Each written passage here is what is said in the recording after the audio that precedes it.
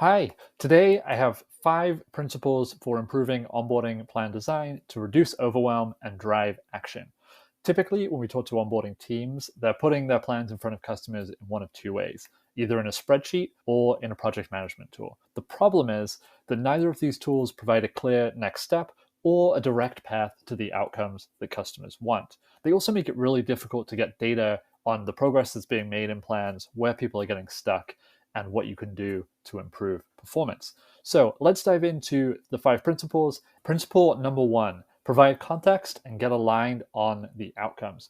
So one thing that we do in Arrows is start every plan with this friendly welcome card, which is a great place to lay out the goals that we've aligned on with the customer during our discovery, and then provide some context on why we're putting this plan in front of them and tying the plan to those goals that we're working on. It's also a great place to put a friendly welcome from your team to help personalize the experience.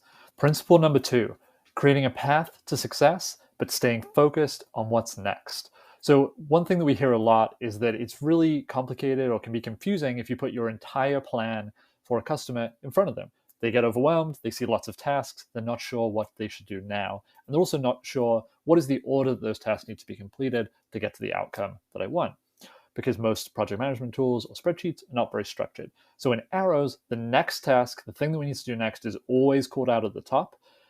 Then the current phase that we're in, the current sort of stage of the customer journey, is always open, and everything beyond that is collapsed and out of the way. We can get to it if we need, but the focus is on what is next. What is the one thing that a customer landing on this plan needs to do to make progress? Number 3 is to be explicit about setting due dates and who is responsible for each task in your plan.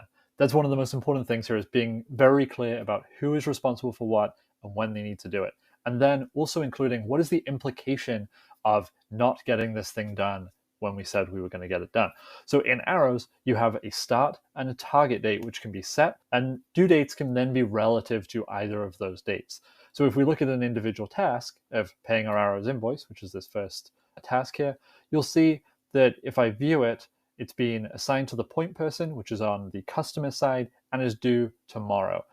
Having clear definition of who is responsible means that we can also automate notifications, send reminders, and make sure that we're following up and creating any internal tasks for our team to make sure that we're sticking to our target deadlines. Number 4 is to keep tasks in line. Help customers build momentum and get in flow while they're completing the steps in their plan on their way to their goals.